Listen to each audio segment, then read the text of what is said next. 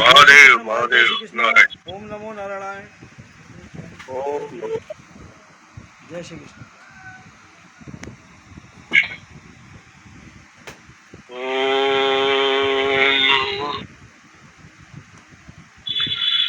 ओम पूर्णमदः पूर्णमिदं पानी पूर्णात् पूर्णमुदच्यते पूर्णस्य पूर्णमादाय पूर्णमेवावशिष्यते। ओम शांति शांति शांति। शंकरं शंकराचार्यं केशवं बादरायणं सूत्रभाष्यकृतौ वन्दे भगवन्तौ पुनः पुनः। ईश्वरो गुरुरात्मेति मूर्तिभेदविभागिने व्योमवद्व्याप्तदेहाय दक्षिणामूर्तये नमः। ओम शांति शांति शांति। महादेव।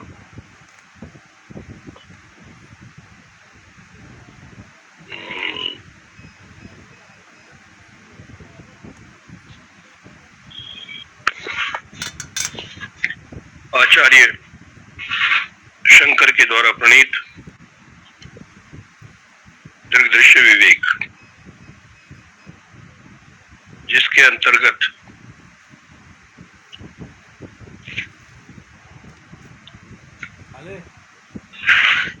समाधि का प्रसंग चल रहा है। सविकल्पो निर्विकल्प समाधिर द्विविधो हृदि दृश्य शब्दानुविध्येन सविकल्प पुनर्द्विधा। सविकल्प समाधि और निर्विकल्प समाधि, ये दोनों प्रकार की समाधि हृदय में होती है, जिसमें आलंबन रहता है, सहारा रहता है, उसको सविकल्प कहते हैं। और जिसमें कोई आलंबन नहीं, कोई सहारा नहीं, उसको कहते हैं निर्विकल्प। एक समाधि लगती है दृश्य का सहारा लेकर के, और दूसरी लगती है शब्द का सहारा लेकर के। तो ये तो हो गया सविकल्प, दो प्रकार के। इसका विचार हम लोग कर रहे थे।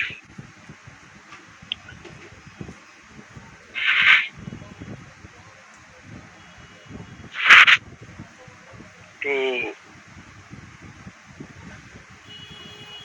दृश्य अनुविद्ध जो समाधि है, दृश्य से संबंधित,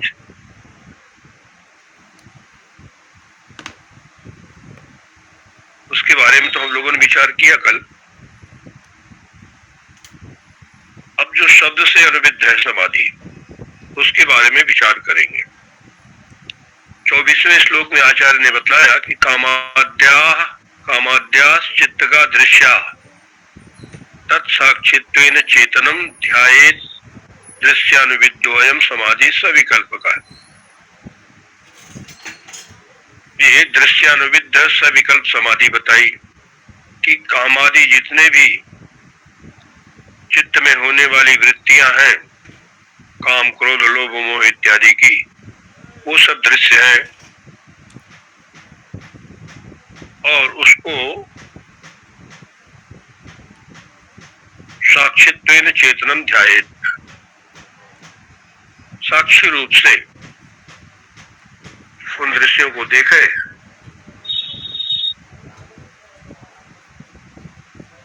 और उन दृश्यों से पृथक जो साक्षी है वो चेतन है, वही मैं हूं, इस रूप में अपने स्वरूप का अनुसंधान करे। तो कामाद्यास चित्त का दृश्य, चित्त में ऐसा नहीं कि सभी दृश्य अच्छे ही आते हैं, काम क्रोध लोभ मोह इत्यादि भी आते हैं और चले जाते हैं, आते जाते रहते हैं। हम बिल्कुल साक्षी के रूप में, चेतन के रूप में बैठे रहते हैं। आने जाने वालों से हमारा कोई संबंध नहीं है। न तो मैं वो दृश्य हूँ, न वो दृश्य मेरे हैं। उनके साथ हमारा कोई संबंध नहीं, मैं तो बिल्कुल असंग हूँ। और ये बाहर भीतर दोनों जगह, बाहर के दृश्य की बात नहीं, भीतर भी जो दृश्य है मन में। बाहर के बारे में तो पहले आचार्य ने बता दिया कि नाम रूप का बात करके जो अस्थि भांति प्रिय रूप है उसी को देखो। और भीतर जो मन के अंदर कामादि वृत्तियां हैं उनको भी साक्षित्वेन देखो। मतलब मन में जो भी दृश्य दिखाई पड़ते हैं उनके साथ अपने संबंधों को काट दो, क्योंकि ये सारे दृश्य जो है ये विकल्प है, ये कोई वस्तु नहीं है। इसीलिए ऐसी जो समाधि है वो सविकल्प समाधि है, वस्तुओं की केवल कल्पना है, वास्तव में कुछ नहीं है। तो मन में जैसे संस्कार भरे हैं वैसा ही मन के पर्दे पर दिखता है। तो ना तो वो दिखने वाला दृश्य मैं हूं, न मैं वो दृश्य मेरे हैं। इसको कहते हैं दृश्यानुविद, माने दृश्य से मिली हुई। तो मिली हुई होने पर भी जो असंगता की दृष्टि है, मैं इन सभी दृश्यों से असंग हूं, इनका साक्षी हूं, इनसे पृथक हूं। यह है सविकल्प समाधि दृश्यानुविद। और दूसरे प्रकार की समाधि होती है जिसको भाष्यकार ने कहा शब्दानुविद, शब्द के साथ अनुविद। एक समाधि है जिसमें नाम का अनुवेद होता है और दूसरी समाधि है जिसमें शब्द का अनुवेद होता है, उसमें शब्द मिला रहता है। हाँ स्वामी जी। ये दो प्रकार की समाधियां हैं।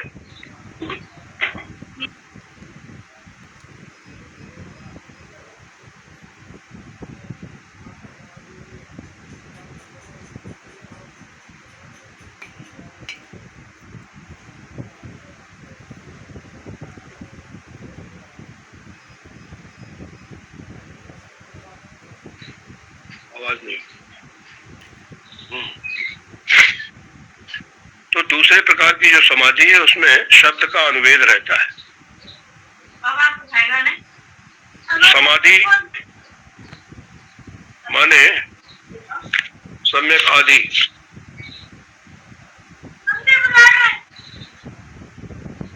समाधि जो शब्द बनता है उसमें शम तो उपसर्ग है? और शम और आदि समाधि। तो मूल धातु इसमें जो है समाधि में वो धा है। धा धातु जो है वो धारण पोषण हो, धारण और पोषण अर्थ में होती है। वो हमारी मनोवृत्तियों को जो धारण करे, उसका पोषण करे, मतलब उसको बलवान बनाए। ये धा धातु का अर्थ है। तो धा धातु में जो उपसर्ग है वो दो उपसर्ग यहां लगे हैं समाधि में। सम एक उपसर्ग है सम और दूसरा है आ। आप कहेंगे उपसर्ग क्या है? तो ये उपसर्ग होता है कि धातु के साथ जुड़ करके ये अर्थ को बदल देते हैं। अलग अलग उपसर्ग लगेंगे तो अर्थ अलग अलग बदलते जाएंगे, धातु तो एक ही रहती है। तो सम का अर्थ होता है सम्यक माने भली भांति, और आ जो उपसर्ग है उसका अर्थ होता है चारों ओर से, मतलब अच्छी प्रकार से, चारों ओर से समेट करके, पूरी तरह से, भली भांति धारण करना माने पोषण करना। तो समाधि का अर्थ यही निकलता है कि हमारे मन में जितनी भी आदि है, जितनी भी व्याधि है, जो कुछ भी दुनिया की उपाधि हमारे साथ लगी हुई है, उन सबको आत्मा में, शांति में आधान कर दो सबका। इसके लिए अब समाधि आप जानते हैं योग दर्शन में अरे बाबा आ जाओ, हाथ दिलाऊं। 8वीं पादान, अंतिम पादान है समाधि। कल गए स्वामी जी घर पे आए थे। उस समाधि के लिए जो पहले है उससे 7 अंग वो तो होने आवश्यक है, तभी समाधि लगेगी। घटिया। अब इसके लिए योग शास्त्र में इतनी बातें बतलाई गई हैं, हाँ, जिसको लोग महत्व नहीं देते, मतलब उसको साधारण समझ के छोड़ देते हैं, लेकिन कुछ भी उसमें साधारण नहीं है, क्योंकि एक से एक कड़ी जो है सब जुड़ी हुई है। जैसे सबसे पहले योग दर्शन में समाधि के क्रम में यम आता है। यम, नियम, आसन, प्राणायाम, प्रत्याहार, धारणा, ध्यान और उसके बाद फिर समाधि। तो जिसकी अहिंसा में प्रतिष्ठा नहीं है, जिसकी सत्य में प्रतिष्ठा नहीं है, जिसकी अचौरी में प्रतिष्ठा नहीं है, चोरी नहीं करना, जिसकी ब्रह्मचर्य में प्रतिष्ठा नहीं है, जिसकी अपरिग्रह में प्रतिष्ठा नहीं है, कुछ भी फालतू संग्रह संचय नहीं करना, तो अहिंसा, सत्य, अस्तेय, ब्रह्मचर्य और अपरिग्रह ये 5 यम बतलाए गए हैं। तो इसका तात्पर्य क्या है कि समाधि लगाने वाले के लिए सत्य बोलना आवश्यक है, क्योंकि जो सत्य बोलता है वो और जो झूठ बोलेगा वो चिंताग्रस्त होगा, वो चिंता युक्त होगा, वो हमेशा इस डर में रहेगा कि हमने झूठ बोला है, किसी को पता न लग जाए। तो जो झूठ बोलेगा उसको तो छिपाना पड़ेगा, उसको छिपाने की चिंता भी होगी झूठ को। तो समाधि लगाने के लिए सत्य बोलना आवश्यक है। दूसरी बात, सत्य से हमारा प्रेम है कि नहीं, क्योंकि यदि इस लोक में, इस संसार में रहते हुए सत्य से हमारा प्रेम नहीं है, तो परमार्थ में भी हमारा सत्य से प्रेम नहीं हो सकता। हमारी बुद्धि सत्य का पक्षपात करती है कि नहीं करती है? यदि अपने जीवन में, लोक व्यवहार में हम सत्य का पक्षपात नहीं करते, हमारी बुद्धि सत्य का पक्षपात नहीं करती, तो इसका मतलब यही है कि जिसको हम सत्य समझते हैं लेकिन उसका आचरण नहीं करते हैं, जिसको वेद शास्त्र पुराण सब सत्य कहते हैं, उसमें हमारी कोई दिलचस्पी नहीं, हमारा कोई इंटरेस्ट नहीं है। तो जब अपने समझे हुए सत्य में ही हमारी कोई दिलचस्पी नहीं है, उसके प्रति कोई आदर नहीं है, तो दूसरा कोई हमको सत्य का उपदेश करेगा तो उसमें हमारी रुचि कैसे हो सकती है? क्योंकि जो सत्य का प्रेमी होता है वही सत्य को ढूंढता है, और ऐसे ढूंढने वाले को ही विचार में फिर सत्य मिलेगा, समाधि में भी सत्य मिलेगा। और अहिंसा, अहिंसा तो पहले ही रखा, अहिंसा के बाद है सत्य। तो शास्त्र में जो दूसरी बात जरूरी बताई गई है कि किसी को दुख नहीं देना, किसी को मन, वाणी, कर्म से दुख नहीं देने का मन में ख्याल भी नहीं आना।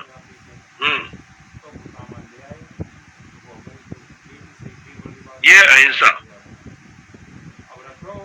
क्योंकि यदि हिंसा मन में रहेगी, किसी को भी दुख पहुंचाने के लिए प्रवृत्ति होगी या ख्याल विचार भी होगा दुख पहुंचाने का, तो ऐसा व्यक्ति समाधि कैसे लगा सकता है? तो मन से, कर्म से, वाणी से किसी को दुख पहुंचाने की इच्छा जब नहीं होगी तभी समाधि लगेगी। तीसरी बात यम में बताया अचौर्य। अस्तेय, मतलब जो समाधि लगाना चाहता है उसको चोर नहीं होना चाहिए।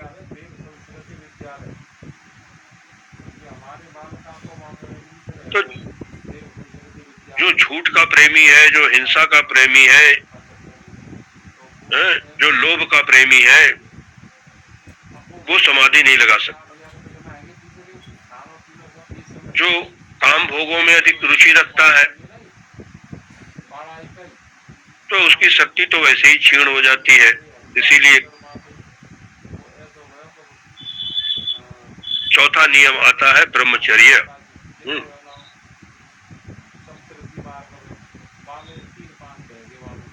तो ब्रह्मचर्य की शक्ति ही मनोबल के रूप में, वीर के रूप में कार्य करती है।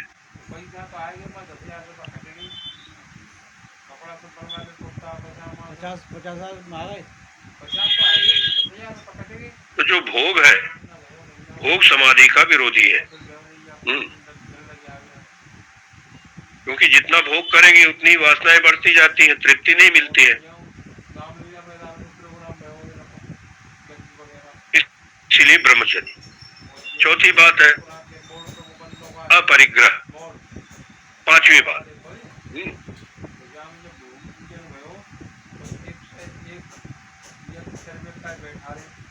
जरूरत से ज्यादा अपने पास परिग्रह न रखे, संग्रह न करे, और जो हमारे अधिकार की है, हमारे हक की है, वही रखे।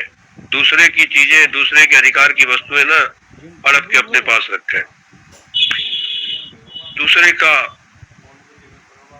अधिकार छीन करके, दूसरे की वस्तु को छीन के अपने पास रखेंगे तो फिर मन में चिंता ही रहेगी।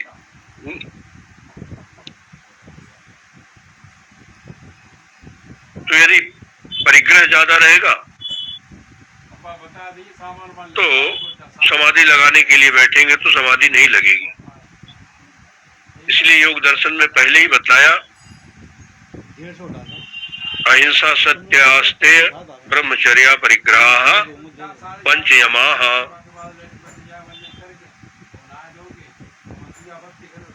तो इसका अर्थ ये निकलता है कि जो असत्य है, जो हिंसा है, जो चोरी बेईमानी है, जो संभोग है, और जरूरत से ज्यादा जो परिग्रह है, ये पांचों समाधि के नित्य विरोधी हैं। इसीलिए साधन पाद में योग दर्शन में बतलाया है ये सार्वभौम महाव्रतम, ये पांचों महाव्रत हैं सार्वभौमिक।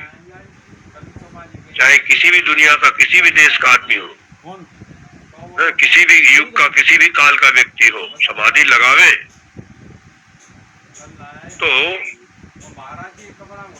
समाधि लगाने के लिए बैठेगा तो ये पांच चीजें उसमें विघ्न करेंगी। वो आता है पांचों विघ्न नियम के अंतर्गत। शौच, संतोष, तप, स्वाध्याय, ईश्वर प्रणिधानानि, पंच नियमाः, पांच नियम बताए हैं। तो समाधि वाले को पवित्र रहना चाहिए। जो भी समाधि लगाना चाहता है, बाहर से भी, पीछे भी, सामने बंटू आ गया, और संतोष होना चाहिए समाधि के लिए।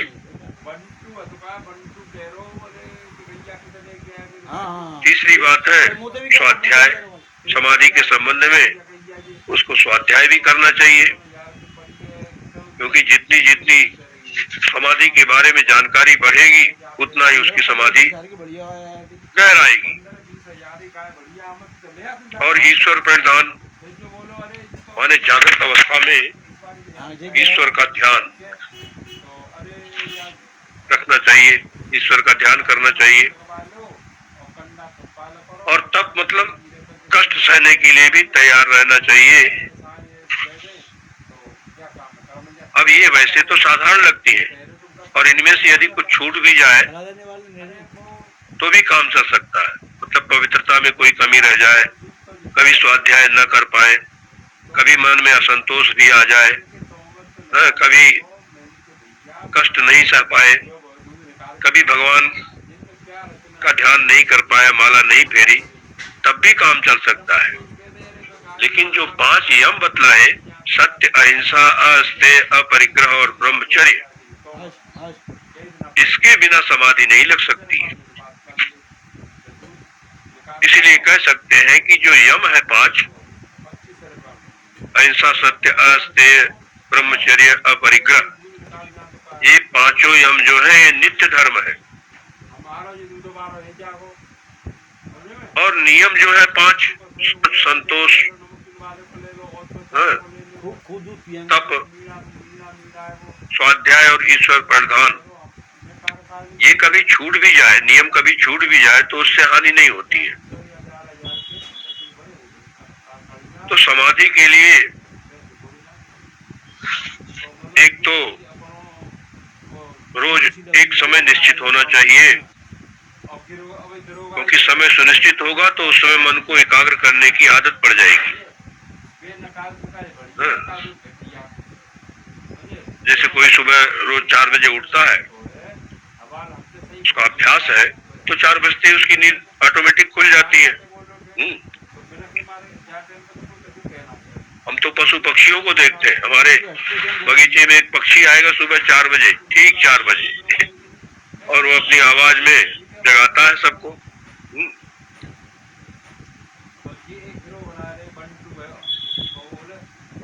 मतलब उसका ऐसा अभ्यास है, कोई 4 बजे के बाद बिल्कुल नहीं सोता। तो जैसे हम लोगों के लिए, मनुष्यों को जैसे उपदेश कर रहा हो कि हम तो पक्षी होके जाग गए हैं और तुम अभी तक सो रहे हो, तो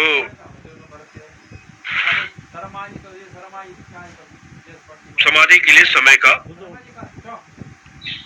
अभ्यास होना चाहिए, निश्चित समय होना चाहिए। उनके लोटे में पैदा नहीं है जो तो और इसके लिए काल का भी नियम है, स्थान का भी नियम है।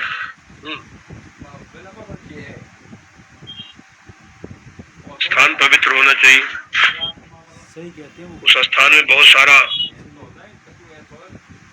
सामान नहीं होना चाहिए, जहाँ समाधि जहाँ लगानी है, मतलब वो कमरा खाली होना चाहिए। समाधि लगाने के लिए जैसे आपका मन खाली होना चाहिए, ऐसे ही वो स्थान भी जहाँ बैठ के समाधि लगाते हैं, वो भी खाली होना चाहिए। और जिस आसन पर बैठ करके समाधि लगानी है, वो आसन भी सुनिश्चित होना चाहिए। ऐसा नहीं जिस पर बैठ के खाते पीते हैं, जिस बिस्तर पे सो जाते हैं, जहाँ बैठ के गपशप मारते हैं, वो आसन नहीं चलेगा। समाधि के लिए तो वही सुनिश्चित आसन होना चाहिए जो केवल समाधि के लिए ही हो। उसी समय उस आसन को बिछा करके उसके ऊपर बैठना, जैसा भगवान श्री कृष्ण ने 6ठे अध्याय में बताया है आत्म संयम योग में। आसन कैसा होना चाहिए, स्थिर सुखम आसनम, योग दर्शन में सूत्र दिया। जिस आसन में बैठ करके हम सुखपूर्वक बैठ सके, जो आसन स्थिर हो, वही आसन कहलाता है। तो और शरीर भी, अब ये सब तो ठीक हो, समय भी सुनिश्चित हो, काल भी, स्थान भी पवित्र हो, आसन भी सुनिश्चित हो, पवित्र हो। उसके बाद अब शरीर की बात करें तो शरीर का भी एक ढंग होता है। समाधि चलते फिरते या सोते सोते लेटे लेटे नहीं लगेगी। इसके लिए वेदांत दर्शन में ब्रह्म सूत्र के अंतर्गत एक सूत्र दिया है भगवान वेद व्यास जी ने, आसीन संभवात, आसीन, बैठ करके ही ध्यान करना चाहिए, समाधि करनी चाहिए, भजन करना चाहिए, क्योंकि बैठ करके ही ये संभव हो पाता है। चलते चलते करेंगे तो ध्यान दूसरी तरफ जाएगा, गिर जाएंगे, गिर सकते हैं। तो सो करके भी नहीं, लेटे लेटे भी नहीं कर सकते, नींद आ जाएगी, आराम मिलेगा।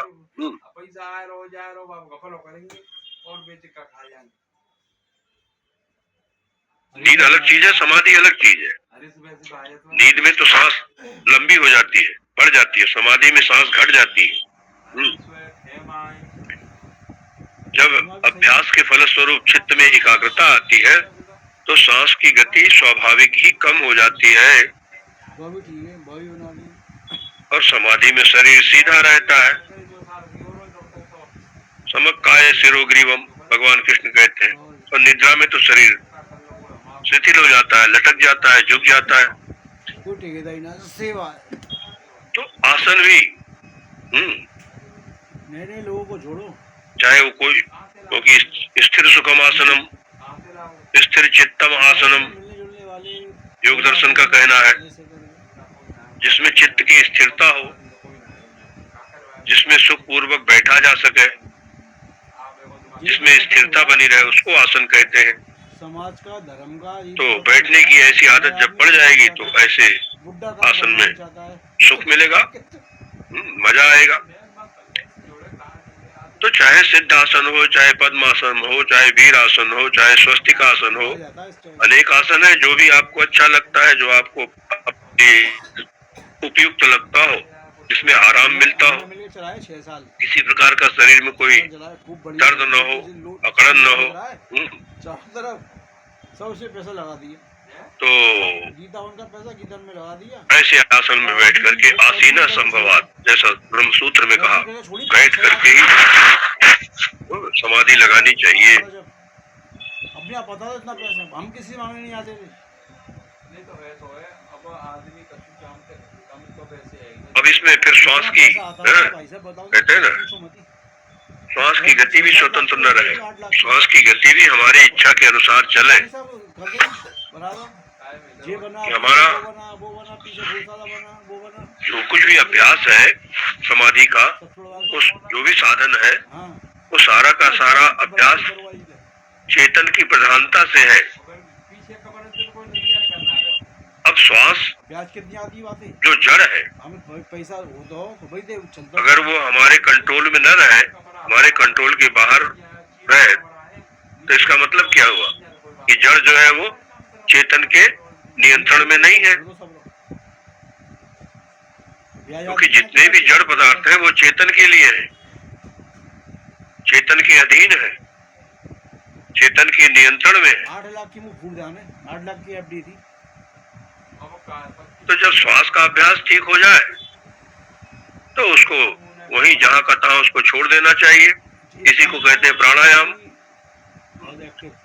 प्राणायाम से होता है क्या? मुख्य रूप से प्राणायाम से जो क्रिया शक्ति है उसको अपने बस में करना। ऐसे लोग थे कि चेयर को, मतलब जैसे हम बैठते हैं तो कभी पैर हिलने लगता है, कभी हाथ हिलने लगता है, कभी दाहिने कभी बाएं। तो प्राण वायु की जो गति है उसको बस में करने के लिए जब उसको बस में करते हैं तो फिर जो क्रिया शक्ति है वो हमारे नियंत्रण में आ जाती है। मतलब हमारा हिलना डुलना सब बंद हो जाता है, उसको हम बंद कर सकते हैं। सभी इंद्रियों के ऊपर नियंत्रण, जीभ के ऊपर नियंत्रण, पैर के ऊपर नियंत्रण, मन के ऊपर नियंत्रण, हाथ के ऊपर नियंत्रण। तो इन सब से इस तरह के संयम से होता क्या है? हमारे मन में रोकने की शक्ति का विकास होता है और इससे ही हमारा जीवन जो है वो सजता है, पवित्र बनता है। और ऐसे अभ्यास से ही जो चैतन्य है, आत्मा, वो हमारे जीवन में प्रकट होता है।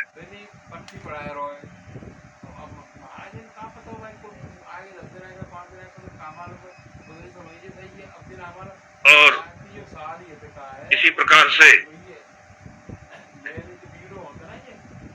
यम, नियम, आसन, प्राणायाम, प्रत्याहार। ये प्रत्याहार क्या है? जैसे विषय में गई हुई इंद्रियों को अपने गोलक में लौटा के ले आना, ये है प्रत्याहार। जैसे गांव में कोई बैल जंगल में घास चरने के लिए चला गया और लौटा नहीं समय पर, तो उसको कोई व्यक्ति डंडा लेके ढूंढने जाता है और फिर उसको लौटा के ले आता है। यहाँ पे जो है आज तक न किसी की शादी, इसी का नाम है प्रत्याहार। न कोई लड़की देखी गई। अब यहाँ बैल को ले आए कौन सा बंटू बोलो और फिर दोबारा न चला जाए, इसके लिए फिर क्या करते हैं, उसको खूंटे से बांध देते हैं। बात को जो है इन्होंने आगे बढ़ा लिया। तो ये जो खूंटे से बांधना है, ये अपने मन रूपी पशु को विषय के जंगल में से लौटा करके अपने हृदय के गोलक में रखना, इसी का नाम है प्रत्याहार। मन को एक खूंटे में बांध देना। कौन कह रहा है? मैंने चाहे उसको राम की मूर्ति में बांधो, चाहे कृष्ण की मूर्ति में बांधो, चाहे शंकर जी की मूर्ति में बांधो, चाहे सूक्ष्म आलम्बन में बांधो, चाहे स्थूल आलम्बन में बांधो, मन को बांधना। ये मन को जो बांध देना है, इसी का नाम है धारणा। इसको कहते हैं धारणा। योग दर्शन में सूत्र दिया है, देशबंधस चित्तस्य धारणा। मतलब चित्र को, अपने चित्त को किसी एक देश में, किसी एक आलम्बन में बांध देना, यही धारणा है। जैसे बैल को खूंटे से बांध देते हैं, बस जितनी लंबी रस्सी है उतनी दूर जा सकता है, उसके बाहर जा नहीं सकता। तो हम अपने मन को ऐसा बना लें कि ये हमारे हृदय गोलक से बाहर न जाने पाए, उस आसन से जहां हम बैठे वहां से बाहर न जाए, शरीर से बाहर न जाए। इसका नाम है धारणा। जैसे बैल को खूंटे से अलग नहीं जाने देते, अब उस बैल को जो खूंटे से बांध दिया तो उसको थोड़ी घास डाल दी, थोड़ी खली डाल दी, चारा डाल दिया, रोटी दे दिया। अब वो बैल उसको खाने में इतना मस्त हो जाता है, कहीं बाहर जाने का उसको ख्याल ही नहीं आता। यहाँ तक कि मैं बंधा हुआ हूँ, ये ख्याल भी उसको नहीं रहता बैल को। आप भले उस समय उसकी गांठ को खोल दो चुपके से, लेकिन उसको बाहर जाने की कोई फिक्र नहीं है, कोई याद ही नहीं है। वो वहीं बैठ करके खा पी करके मस्त होकर के वही जुगाली करता रहता है उसी जगह। मतलब जो कुछ खाया हुआ है उसको मन में, तो उसको अपने मुख में वापस ला करके और फिर उसी को, जिसको जुगाली कहते हैं, उसी को चुबला चुबला करके फिर उसका रस लेता है, रसा स्वाद करता है। ये रसा स्वाद क्या है? ध्यान। इसको योग दर्शन में कहा तत्र प्रत्येक तानता ध्यानम। ये प्रत्येक की एक तानता जो है ये ध्यान है। तो धारणा के द्वारा जहां मन को बांधा था वहां फिर प्रत्येक की एक तानता हो गई, ये हो गया ध्यान। अब उसके अलावा दूसरा कुछ प्रतीति दूसरी होती नहीं है।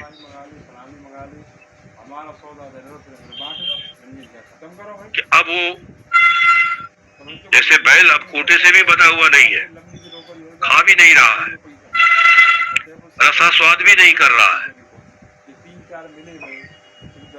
और बस कह सकते हैं कि वो अपने मुख को थोड़ा मोड़ करके और शरीर पर रख करके सो गया।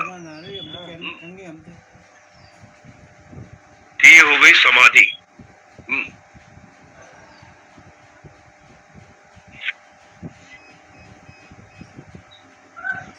तो समाधि के आचार्य शंकर ने यहाँ 3 भेद बताए। 2 भेद तो हो गए सविकल्प समाधि के, दृश्यानुवित्त और शब्दानुवित्त, और निर्विकल्प समाधि दूसरी बताई। तो हृदय में और हृदय के बाहर भी दृश्यानुवित्त, शब्दानुवित्त और निर्विकल्प, शरीर के भीतर और शरीर के बाहर।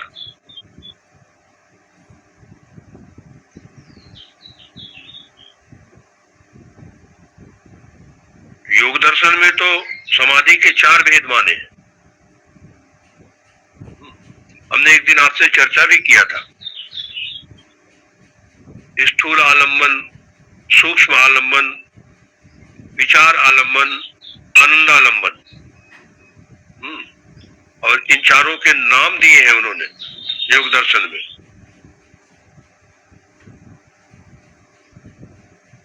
निर्वितर्का, निर्विचारा, अस्मितानुगता और आनंदानुगता।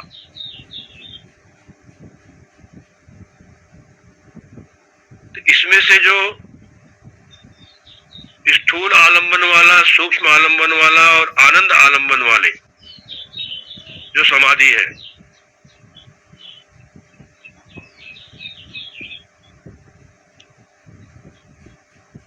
ये इन तीनों के आलंबन को तो आचार्य शंकर ने कह दिया दृश्यानुविद्ध,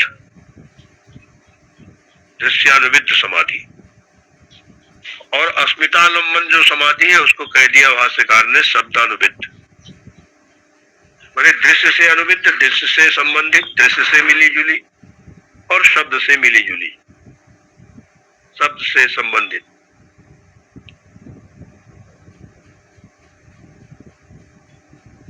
तो भाष्यकार ने जो कहा कि कामाद्या चित्तगा दृश्या साक्षित्वेन चेतनम ध्यायेत दृश्यानुविद्धोऽयं समाधि सविकल्पः।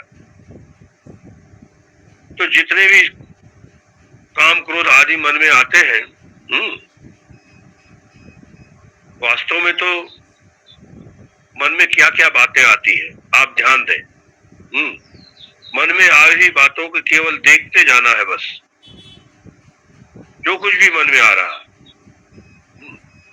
स्त्री आई मन में चली गई, घर आया, मकान आया, गाड़ी आई, पुरुष आया कोई मन में चला गया, धन आया मन में चला गया, परिवार का कोई सदस्य आया मन में चला गया, दुश्मन आया कोई मन में आया और चला गया। ये वास्तव में काम क्रोध आदि मन में नहीं आते हैं। ये मन हमारा बड़ा विलक्षण है। शत्रु जब मन में आता है तब मन का नाम हो जाता है क्रोध। स्त्री पुरुष जब मन में आते हैं तो उसका नाम हो जाता है काम। धन जब मन में आता है तो उसका नाम हो जाता है लोभ। अपना घर परिवार कुटुंब कबीला जब मन में आते हैं तो और मन उससे छूट नहीं पाता तो उसको कहते हैं मोह। तो जैसे कोई कहे ना कि मेरा मन मुंबई चला गया था, तो वास्तव में मन जो है वो मुंबई नहीं जाता है, वो रहता तो हमारे पास ही, हमारे हृदय में ही।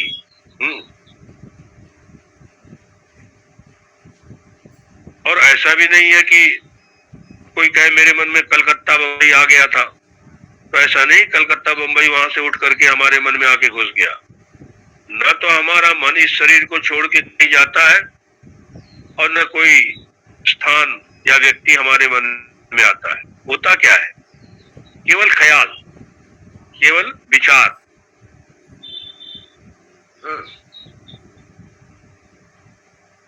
तो बंबई का विचार आ गया, बंबई की याद आ गई तो मन मुंबई पहुंच गया।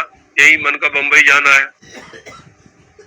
माने जो याद है, जो विचार है, जो ख्याल है, वही बनता बिगड़ता रहता है। न तो कोई चीज मन में आती है और न ही कोई चीज जाती है। मन तो जहां है वहीं रहता है। बस जैसा ख्याल मन में आया वैसा दिखने लगता है। और ये जितने भी विचार हैं मन के अंदर आने वाले, सब बदलते हुए हैं। हमको ये सोचना चाहिए कि हम कौन है।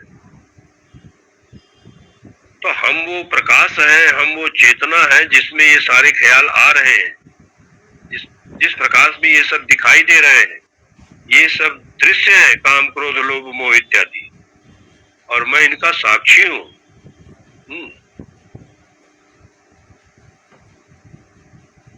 तो जैसे पंचदशी में विद्यारण्य स्वामी ने इसका उदाहरण दिया है कि जैसे किसी कमरे में कोई लाइट जल रही है, बत्ती जल रही है, तो उसमें बहुत लोग आ रहे हैं, जा रहे हैं, कोई आता है, कोई जाता है, कोई नृत्य कर रहा है, कोई बैठा हुआ, कोई उठता है। चीजें भी कोई इधर से उधर ले जा रहा है, वो भी आ रही, जा रही, बदल रही, बिगड़ रही है। लेकिन रोशनी वही है, प्रकाश वही है, प्रकाश में कोई परिवर्तन नहीं है। तो आपके आत्म प्रकाश में ही ये सारे दृश्य आते हैं, जाते हैं। उसी में सारी आकृतियां आती जाती रहती है। राम का आकार आया, कृष्ण का आकार आया, शंकर का आकार आया, संसार का आकार आया, आया और गया। तो आकार का मतलब है उसकी शकल सूरत, ना उसका ख्याल ही आता जाता है। तो मन में कितनी ही शकल सूरत बनती बिगड़ती रहती है, बुलबुले की तरह से पानी का बुलबुला बना और फूट गया। और मन में हमारे जैसे संस्कार भरे हुए हैं वैसी ही तस्वीर हमको दिखाई देती है। ये हमने आपको कल बताया था फिल्म के दृष्टांत से। परंतु वो दिखती किस लाइट में है, किस प्रकाश में दिखाई देती है?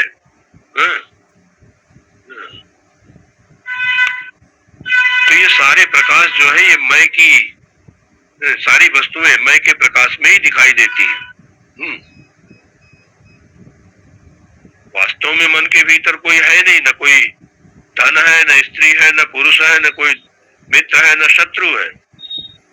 भीतर कुछ नहीं होता है, केवल मन में उसका ख्याल ही होता है। अब मैं धनी हूं, मैं धनवान हूं, तो धन कोई वहां सिर पे लेके थोड़ी बैठा रहता हो। एक अभिमानी तो है उसको धन का, एक ख्याल ही तो है कि मेरे पास इतना धन है बैंक में। तो ख्याल तो बनते बिगड़ते रहते हैं, आप स्वयं विचार करो, आते जाते रहते हैं। लेकिन आप तो ज्यों के त्यों बने रहते हो, आप में कोई परिवर्तन नहीं होता कभी। तो ये बदलते हुए जितने भी विचार हैं, बदलते हुए जितने भी ख्याल आते हैं मन में, इनको देखते रहना, इसी का नाम है दृश्यानुविद्ध समाधि।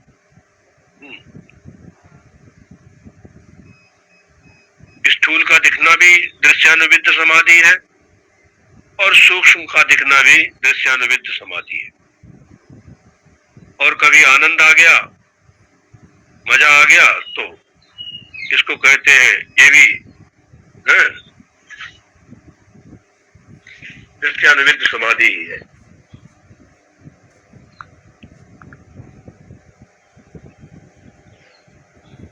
तो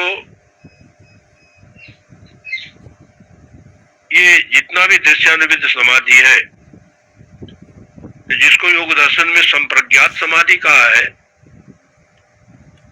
महर्षि पतंजलि ने, और उसके जो स्थूल आलंबन, सूक्ष्म आलंबन और अस्मितालंबन और आनंदालंबन, ऐसे करके 4 भेद बताए और फिर उनका नाम दिया, सवितर्का, निर्वितर्का, सविचारा, निर्विचारा, आनंदानुगता इत्यादि। ये सारी समाधि दृश्यानुविद्ध समाधि मतलब संप्रज्ञात समाधि के अंतर्गत ही है। ये सब दृश्य की प्रधानता से, इसमें दृश्य की प्रधानता है, इसमें दृष्टा के स्वरूप का बोध नहीं होता है। केवल इतना ही मालूम पड़ता है कि मैं हूं और ये सब दिख रहा है। ये सब दिख रहा है ऐसा मालूम पड़ता है, परंतु जो कुछ दिख रहा है वो मैं नहीं हूं, न वो मेरे संबंधी है कोई। क्योंकि मन में आई हुई जो भी वस्तु होती है वो वास्तव, वो सच्ची तो होती नहीं, क्योंकि वो न तो मेरी है और न वो मैं हूं। अब मन में विचार तो हजारों आते रहते हैं और मैं एक हूं। मैं हजारों विचार नहीं हो जाता हूं, मैं तो एक ही हूं।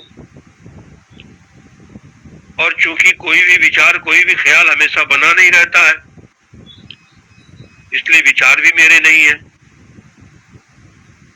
वो सपने की तरह आते और मिट जाते हैं, उसमें सच्चाई कुछ नहीं है। तो कामाद्या चित्तगा दृश्याः, ये काम आदि जो काम, क्रोध, लोभ, मोह इत्यादि है जो मन में आते हैं, ये दृश्य है। और इनका जो साक्षी है चेतन, वो मैं हूं। तो वास्तव में मन में केवल विचार ही आते हैं, ख्याल ही आते हैं सपने की तरह।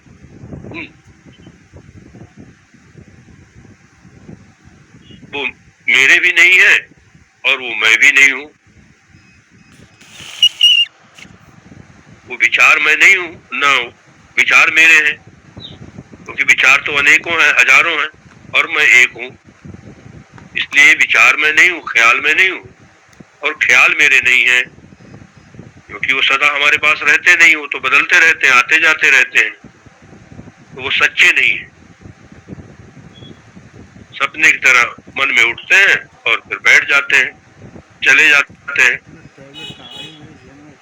और ये जो साक्षी है, साक्षित्वेन चेतनम ध्यायेत्।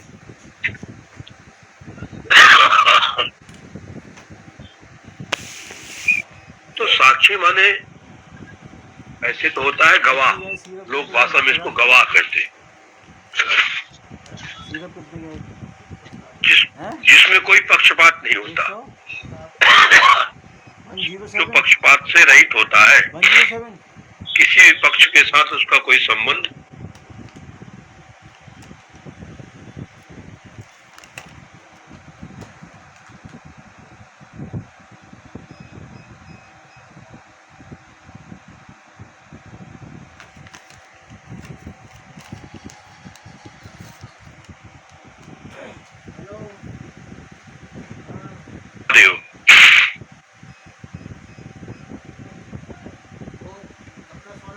तो किसी भी पक्ष के साथ साक्षी का कोई संबंध नहीं होता है, मैं के साथ किसी का कोई संबंध नहीं।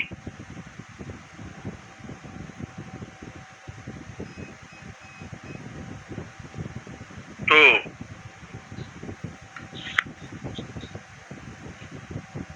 जैसे उदाहरण के लिए आकाश में हम लोग देखते हैं कि बादल आते हैं और जाते हैं, वैसे ही मन में ये सारे दृश्य, काम क्रोध आदि के जितने भी दृश्य हैं, ये सारी बातें हमारे हृदय रूपी आकाश में दिख जाती हैं। अब जैसे आकाश में कभी इंद्रधनुष दिखता है, कभी बादल दिखता है, कभी आंधी तूफान दिखता है, धूल दिखती है, उड़ती है, तो उसी प्रकार से ये जो मैं है, मैं तो हृदय रूपी आकाश हूं, उसमें ये सब दृश्य बनते बिगड़ते रहते हैं। मैं असंग हूं, साक्षी हूं, चेतन हूं।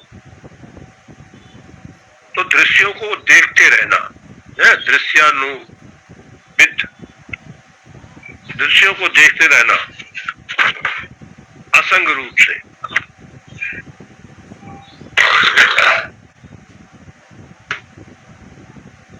मतलब उन दृश्यों का अपने ऊपर कोई प्रभाव नहीं पड़ने देना, केवल दृश्यों को देखते रहना, यह असंग साक्षी।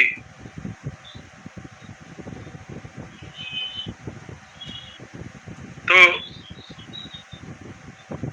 अब देखिए, संसार में जितना भी दुख है, शंकराचार्य भगवान ने उपदेश शास्त्री में एक श्लोक कहा है कि जब तक तुम विकार को अपना नहीं मानोगे, तब तक तुम दुखी नहीं हो सकते। मतलब मन के अंदर जो हमारे परिवर्तन हो रहा है, वो मैं हूं अथवा वो मेरा है, जब तक उनको हम मैं मेरा नहीं मानेंगे, तब तक दुख नहीं होगा।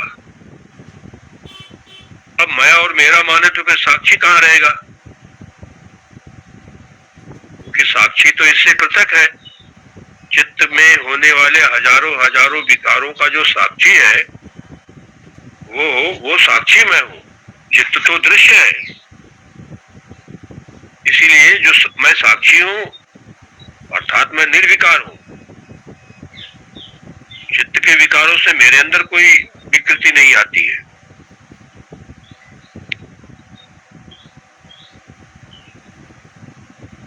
तो जो दुख है, जिसको दुख हो रहा है, जहां दुख हो रहा है, उस दुख को तो हम ऐसे ही देखते हैं जैसे अपने घर की किसी वस्तु को देखें।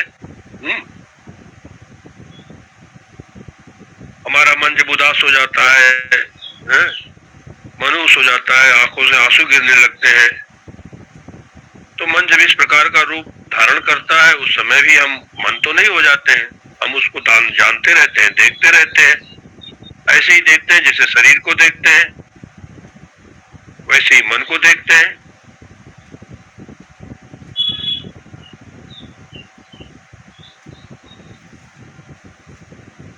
तो ये साक्षी जो है, ये साक्षी का मतलब यही हुआ कि वो काम आदि जितने भी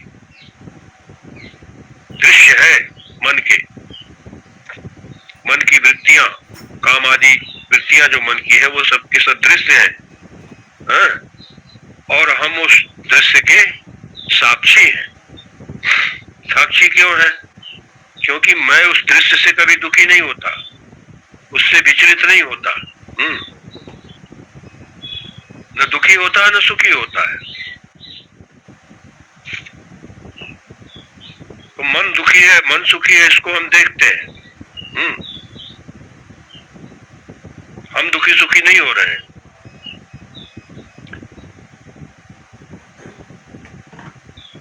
जब मन दुखी नहीं है उस समय भी हम देखते हैं, और जब मन सुखी नहीं है उस समय भी हम देखते हैं। जब मन दुखी है उस समय भी देखते हैं, जिस समय मन सुखी होता है उस समय भी देखते हैं। तो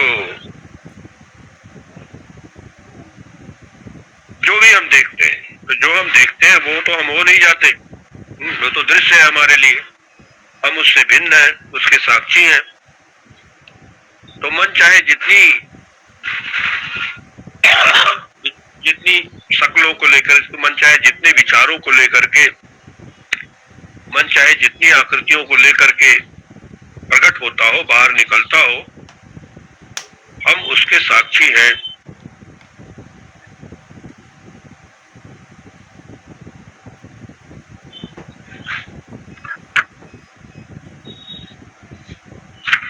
तो अब इसमें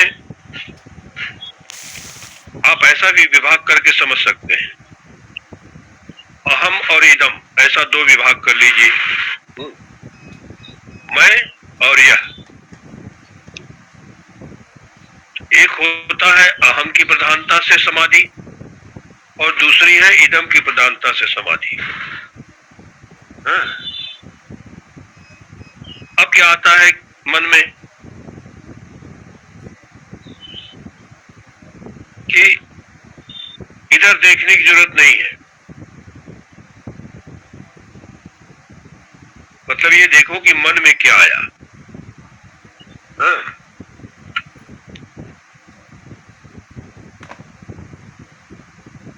जैसे समझने के लिए आप ऐसे भी कर सकते हैं कि आप अपने घर में, मकान में एक ऐसा शीशा लगा दीजिए जो सड़क की तरफ, सड़क में जितने भी रिक्शा, तांगा, मोटर गाड़ी, जो कुछ भी आदमी आ जा रहा है, सब शीशे में दिखाई पड़ते हैं। तो हम अपने शीशे की ओर मुंह करके देखते रहते हैं, बैठे रहते हैं, शीशे में क्या क्या दिख रहा है। हम सड़क की तरफ नहीं देख रहे, हम शीशे में देख रहे हैं, और सड़क में आने जाने वाली चीज, हर चीज दिखाई देती है। और दूसरी बात यह है कि शीशे को ऐसी जगह लगाओ कि जिससे सड़क दिखे ही नहीं, सड़क की कोई चीज ही ना दिखे, केवल हम ही दिखे, अपना आपा ही दिखाई दे। आचार्य कहते हैं, विश्वम दर्पण दृश्यमान नगरी तुल्यम निजांतर्गतम। अपने आप को कैसे देखेंगे? तो ये दूसरी समाधि बताई, अपने आप को शब्द के द्वारा, शब्दानुविद, शब्द से संबंधित समाधि, ये शब्दानुविद समाधि है। तो इदम को देखना हो, या को देखना होता है, तो उसमें दृश्य की प्रधानता रहती है।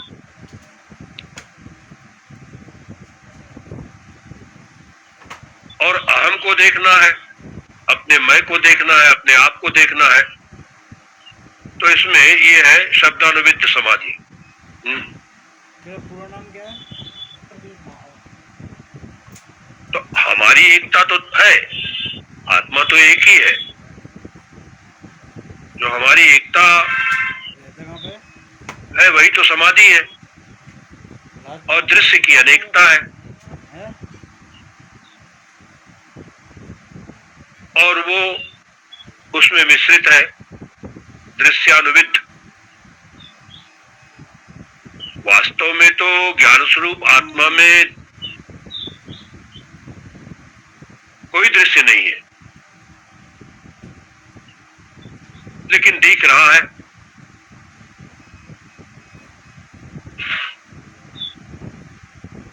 मन के द्वारा, मन के दरवाजे से सारे दृश्य दिखाई देते हैं। अब जरा अपने आप को, अपने आप को देखें आप। तो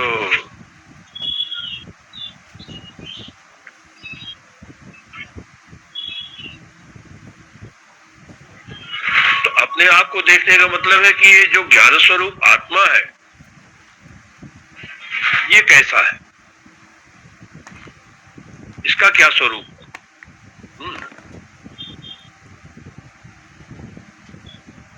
इसके लिए आचार्य 25वें श्लोक से कहते हैं कि असंग सच्चिदानंद स्वप्रभो द्वैत वर्जिता अस्मि इति शब्द विद्वयम समाधि सविकल्प। तो ये जो असंग है, सच्चिदानंद है, स्वयं प्रकाश है,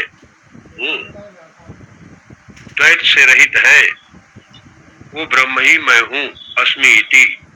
ये जो है इस प्रकार का जो शब्द विद्ध समाधि है सविकल्पक, इसी को कहते हैं शब्दानुविद्ध सविकल्पक समाधि।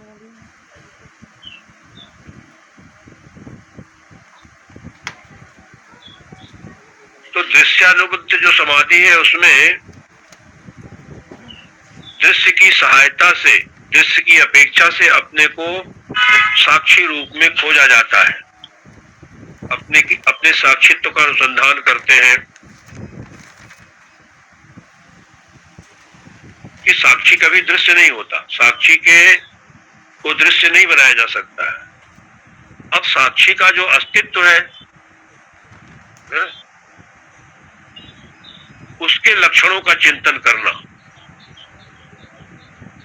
जो लक्षण भाष्यकार ने यहाँ गिनाए, बताए कुछ लक्षण। असंग है, सच्चिदानंद है, स्वयं प्रकाश है, द्वैत से रहित है, वही मैं हूं। ऐसा जो आत्मा है, ब्रह्म है, वही मैं हूं, इस प्रकार का अनुसंधान, ये है शब्दानुविद्ध समाधि। मतलब इस समाधि में शब्द का सहारा लिया जाता है, इसीलिए इसको शब्दानुविद्ध कहते हैं। और ये स्मरण रहने के कारण से कि मैं समाधि का अभ्यास कर रहा हूं, ये भूल तो जाता नहीं है। शब्द के सहारे, शब्द की सहायता से मैं समाधि का अभ्यास कर रहा हूं, अपने स्वरूप का अनुसंधान कर रहा हूं, इसीलिए ये समाधि जो है ये सविकल्पक समाधि ही है। क्योंकि मैं समाधि लगा रहा हूं, समाधि का अभ्यास कर रहा हूं, ये स्मरण बना रहता है। तो आत्मा का जो लक्षण है असंग सच्चिदानंद स्वयं प्रकाश द्वैत रहित, तो उस लक्षण को लेकर के अपने आप में उसका अनुभव करने का अभ्यास करना। जैसे पहला उदाहरण ले लीजिए, आत्मा असंग है, तो असंग शब्द का स्मरण करके फिर अपने आप को देखे कि मैं असंग हूं। असंग किसको कहते हैं? जिसका किसी से कोई संग नहीं है।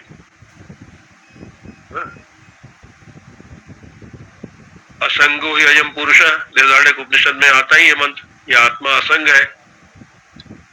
गीता में भी भगवान श्री कृष्ण कहते हैं असंग शस्त्रेण दृढ़ेन छित्त्वा, 15वें अध्याय में। तो असंग शस्त्र से संसार वृक्ष को काटने का निर्देश, उपदेश भगवान श्री कृष्ण देते हैं।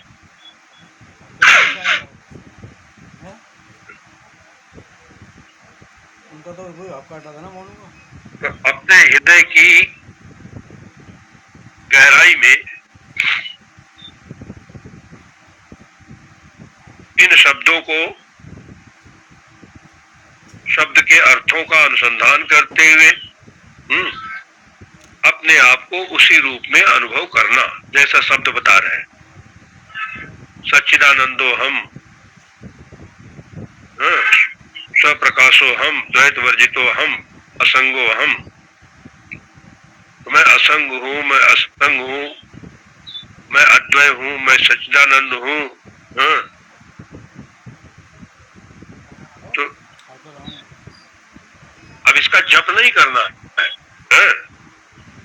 ऐसा नहीं कि मंत्र है ऐसा इसका जप करना है।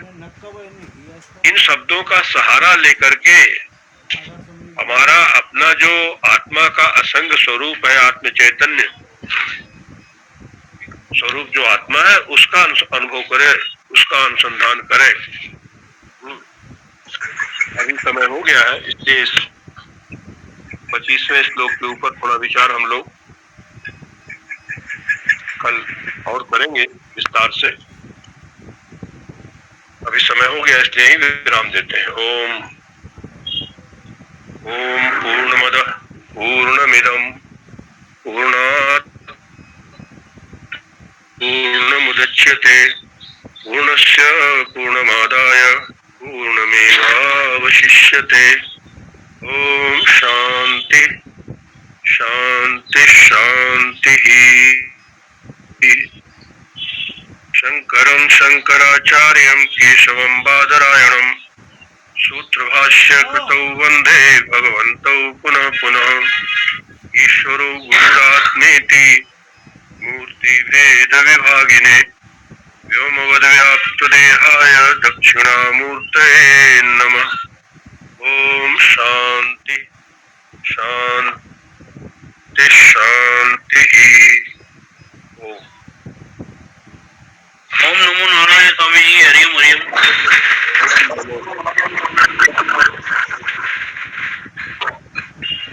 ओम नमो नारायण स्वामी जी।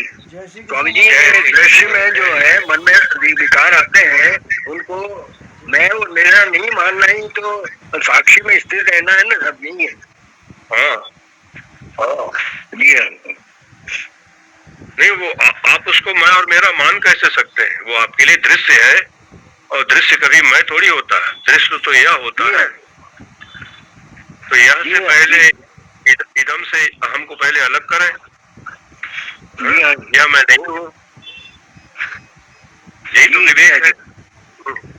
कभी तो अपने साक्षी स्वरूप की तरफ ध्यान जाएगा कि मैं तो साक्षी हूँ, मुझमें कोई तो परिवर्तन नहीं आ रहा है। विकार जो है दृश्य में आते हैं। ये विचारों में ये काम क्रोध लोभ मोह इत्यादि आ रहे हैं, जा रहे हैं, इसको हम देख रहे हैं। साथ की बात ठीक है सर, ठीक है नारायण, कल फिर विचार करेंगे। ओम नमो नारायण। ओम नमो नारायण। जय श्री कृष्ण। जय श्री कृष्ण।